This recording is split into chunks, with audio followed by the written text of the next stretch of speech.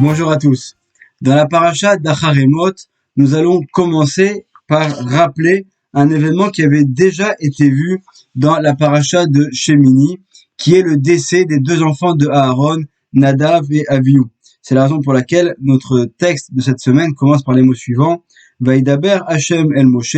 Donc Hashem s'est adressé à Moshe. Acharemot, après la mort. Shene bene Aaron, des deux enfants de Aaron, donc Nadav et Avihu, Bekor Vatam, Lifne Hashem, Vayamutu, donc ils sont morts, si on devait traduire littéralement, c'est en se rapprochant d'Hachem. Et en fait, à travers ces mots, la Torah nous révèle la véritable raison du décès des deux enfants de Aaron. Ils ont en fait voulu passer directement à l'étape suivante, celle que nous allons vivre lorsque viendra le Mashiach. Et c'est finalement en voulant précipiter un petit peu les choses et en voulant trop se rapprocher d'Hachem qu'ils ont été tués donc par ce feu qui est descendu du ciel et qui les a tués à ce moment-là, alors qu'ils étaient dans le Mishkan, dans le temple portatif, dans le désert avec les Béné Israël. Donc cet épisode avait déjà été mentionné dans la paracha de Shemini, et donc de nouveau, on va en faire mention au début de notre paracha. Dans un des cours des années précédentes, on avait expliqué quelle était la profondeur de l'action des enfants de Aaron, et en fait, toutes les paroles de nos sages dans le Midrash, qui dit que Nadav et Avihu étaient ivres au moment où ils sont rentrés dans le Mishkan, ou qu'ils ont été tués parce qu'ils ont refusé de vouloir se marier, ou qu'ils ont voulu remplacer la direction de Aaron et Moshe. En fait, toutes les différentes raisons qui sont mentionnées dans le Midrash et dans la Gemara, dans les paroles de nos sages, sont en fait des allusions sur la véritable raison qui a poussé les enfants d'Aaron à agir de la sorte, et qui était en fait de vouloir se rapprocher d'Hachem.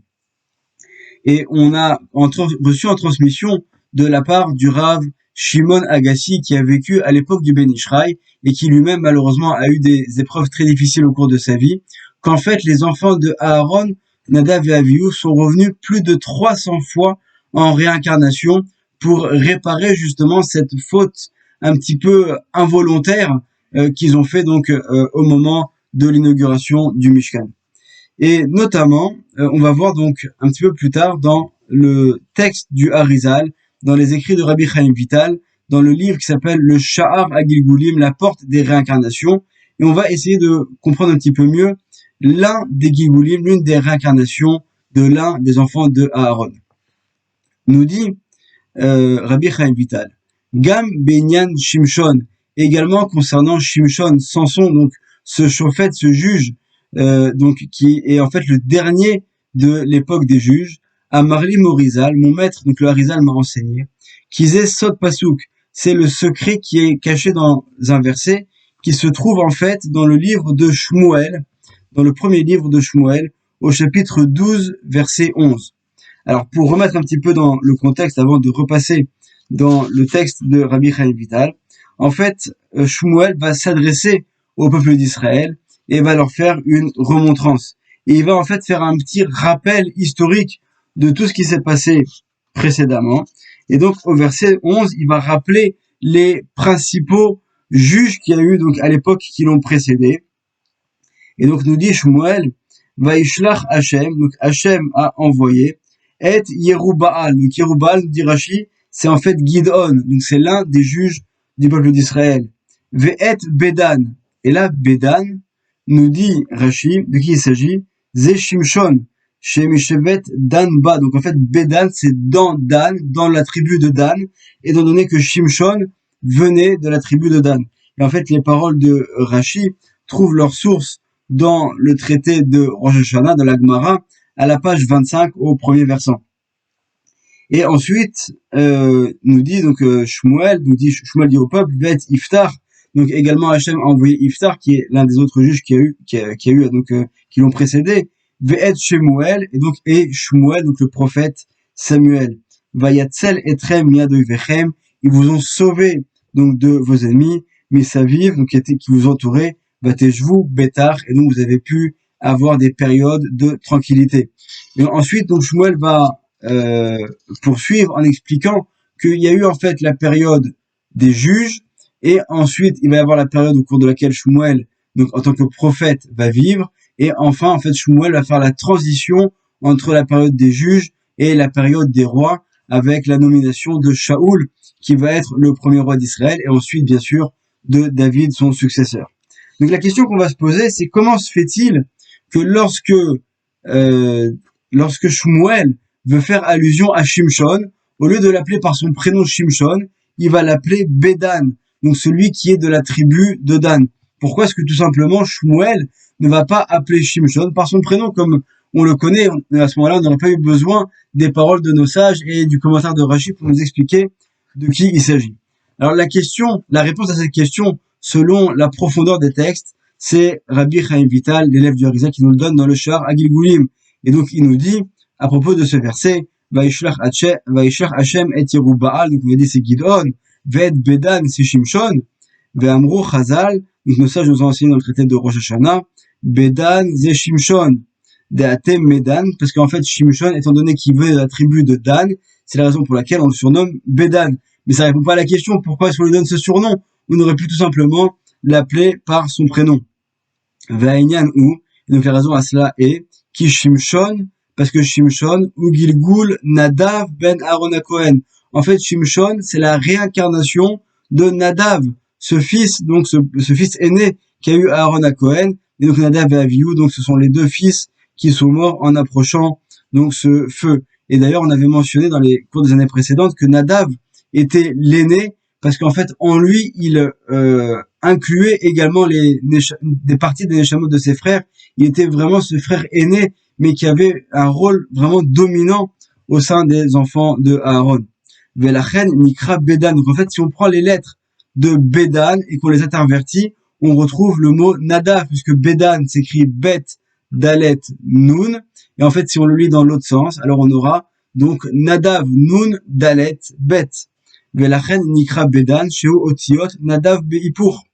Les fiches Nadav mettent Velo Ratza la Kachat Isha. Donc ensuite, on va expliquer un petit peu plus, selon l'histoire de Shimshon, comment se fait-il qu'il y a eu des épreuves qu'a eu Shimshon, qui sont en fait également liées à sa vie antérieure lorsqu'il était donc, lorsqu'en fait, puisque lui-même c'est une étincelle de l'âme de Nadav, le fils de Aaron. Le Ben Ishraï, dans son livre Birkat Chaim sur la Haftara de Nassau, nous révèle que la force de Shimshon était au niveau de ses yeux. D'ailleurs, on va voir également que sa faiblesse va aussi être au niveau des yeux. Alors, pour expliquer cela, nous dit le Ben Ishraï, on voit dans la Gemara, dans la Sechet Shabbat, et également dans d'autres endroits dans le Talmud, on voit aussi dans le Zohar, différents sages qui vont regarder une personne, et par leur simple regard, la personne va d'un coup mourir, se décomposer, et il va plus rester que des os sur le sol. Et Rabbi Chaim Vital, l'élève donc du Harizal, dans le livre qui s'appelle Sha'ar Ma'amari Chazal, donc qui est ce livre dans lequel il va expliquer les paroles de nos sages dans le Talmud grâce au secret de la Kabbalah, nous dit que en fait les Chachamim utilisaient un nom d'Hachem qui s'écrit Kaf He Tav. Et en fait ce nom va être utilisé à différents endroits. Et en utilisant ce nom, les Chachamim faisaient descendre une lumière qui était tellement importante que celui qui était en face d'eux ne pouvait pas la supporter, et donc il était à ce moment-là directement, totalement détruit. C'est également ce nom-là que va utiliser Moshe Rabbeinu pour tuer l'Égyptien. Et donc d'ailleurs, c'est en allusion lorsque ensuite il va faire le reproche, il voit des personnes qui se disputent, et il va leur dire Lama takerecha, pourquoi est-ce que tu frappes ton frère? Et le mot take, ce sont en fait les lettres Tav, Kuf, He. Donc si on les met dans le bon ordre, on retrouve également ce nom d'Hachem en allusion dans par lequel que Moshe avait utilisé pour également tuer l'Égyptien. On retrouve ce nom également au niveau de notre tefila, lorsqu'on dit Kol Haneshama Te'alelia, donc que toute Neshama va donc louer Hachem, et donc Kol Haneshama Te'halel, donc ce sont les initiales de Kuf et Tav. Donc là de nouveau on retrouve également une allusion de ce nom d'Hachem qui est un nom, donc un nom saint d'Hachem. Et nous fait remarquer le Ben Ishraï que lorsque l'ange va venir annoncer à la mère de Shimshon qu'elle va tomber enceinte, et donc il la met en garde sur toutes les mesures particulières qu'elle va devoir donc appliquer au cours de sa grossesse.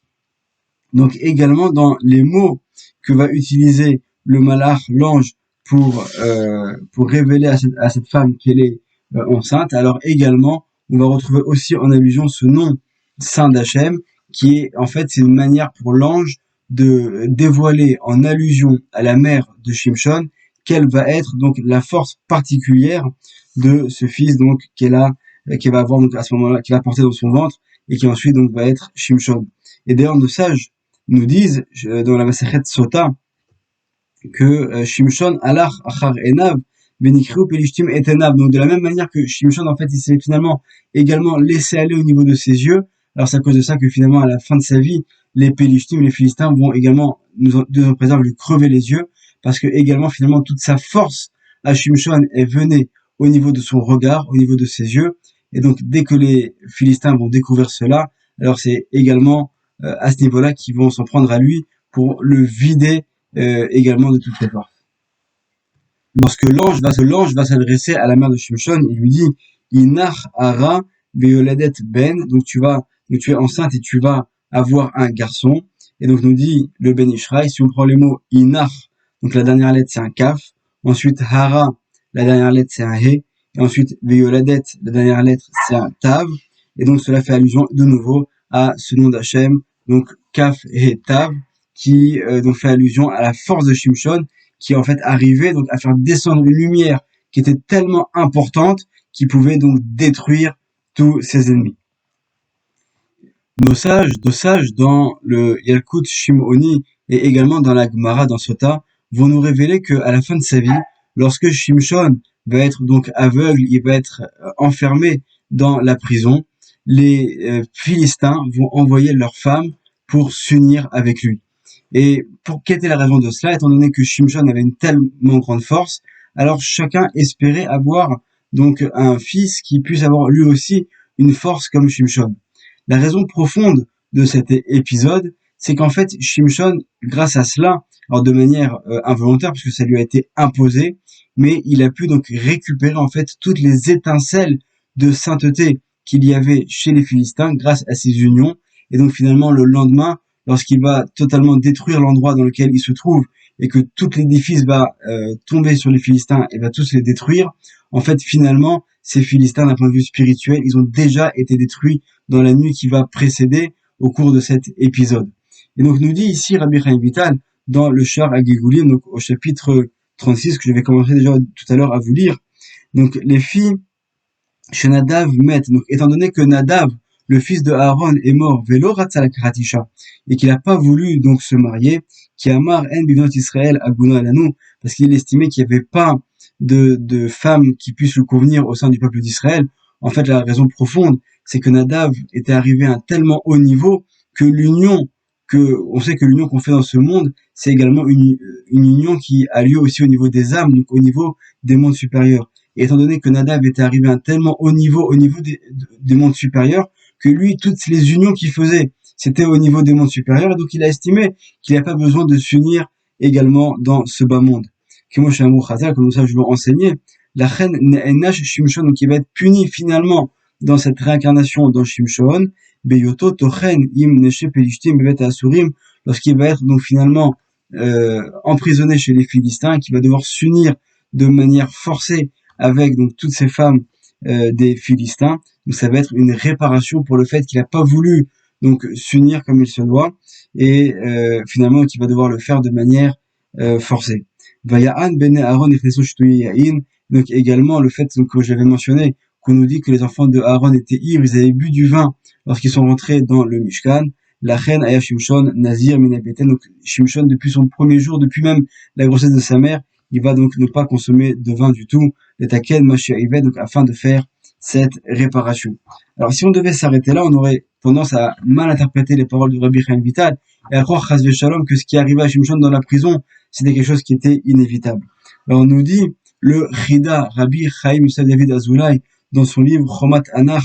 donc de commentaires sur tout le Tanakh et sur le passage qui parle donc de Shimshon. Il nous dit les fiches Alach Achar Enav, étant donné que Shimshon donc, a suivi ses yeux, comme c'est mentionné dans le traité de Sota, à la page 9 au deuxième versant, Nitkalkel Adavar Velo Zacha Shitit Gaya Kaogen. Donc, nous dit en fait, finalement, le Chida, si Shimshon avait su également ne pas se laisser aller au niveau de ses yeux, et il avait su utiliser cette force tellement grande qu'il avait à ce moment-là, et il aurait eu le mérite qu'à ce moment-là, Dalila, cette femme qu'il avait prise chez les Philistins, puisse se convertir. Et donc à ce moment-là, au lieu que ce soit lui qui soit prisonnier chez les Philistins, c'est elle qui aurait rejoint le peuple d'Israël. Et donc à ce moment-là, il aurait donc pu s'unir à elle dans la sainteté, comme il se doit, ne pas entacher également ses yeux en allant avec elle. Et donc il n'aurait pas été puni comme ce qu'il a été puni finalement dans la prison. Donc on voit qu'il n'y a pas de fatalité, que finalement Shimshon avait ce potentiel, il avait cette possibilité de pouvoir tout réparer. C'était une âme d'un très très très haut niveau, et il avait d'ailleurs une grande force, on le voit tout au long de sa vie, et finalement, donc, suite à quelques erreurs qu'il va faire, il va donc être puni sur place. Donc on voit la grandeur de Shimshon, et c'est la raison pour laquelle également lorsque Yaakov va bénir ses enfants, qui va bénir Dan, il va lui dire Lishuatecha kiviti Hashem, donc par ta délivrance j'ai espéré Hashem. En fait, nous dit Rashi, il fait ici allusion déjà à Shimshon. Donc Shimshon, il est lié à cette délivrance parce que Shimshon aurait pu lui-même être le Mashiach, il aurait pu lui être celui qui va délivrer donc le peuple d'Israël et finalement leur permettre de passer à l'étape suivante. C'est ce qu'a voulu faire Nadav, mais trop tôt dans sa vie, et c'est ce que finalement Shimshon va avoir la possibilité de faire également dans ce Gilgul, et malheureusement il va rater cette opportunité. Donc on voit que d'ailleurs Shimshon est le dernier des juges, il est le dernier de cette époque-là, et finalement après lui, même après sa mort, il va y avoir 20 ans de tranquillité avec les Philistins, et c'est finalement de nouveau que les Philistins vont se remettre à attaquer le peuple d'Israël, et à ce moment-là, on est déjà dans l'époque de Shmuel, du Navi Samuel, qui va nommer également Shaoul, et Shaoul qui va également être en guerre avec les Philistins, et c'est finalement David qui va battre Goliath, qui était donc ce colosse, ce gibor, ce héros des Philistins, et permettre donc de leur faire peur et de ramener la tranquillité au sein du peuple d'Israël. Donc on voit que on avait plusieurs étapes, que finalement d'un côté on avait Nadav qui a voulu anticiper les choses, mais c'était trop tôt. Et après on a Shimshon qui est le Gilgul de Nadav, mais qui va vouloir lui, qui a la possibilité, le potentiel de pouvoir être le Mashiach et faire venir la Géoula et finalement être la finalité de ce qui a été commencé dans cette précédente vie, mais il va passer à côté malheureusement parce que également la génération à ce moment-là n'est pas prête pour cela. Alors Bezrat Hashem, que nous aussi nous puissions enfin avoir le mérite d'être prêts pour la venue du Mashiach et faire venir la Géoula Bimera Be'amenu Be'achamim Amen Ve'amen. Shabbat Shalom.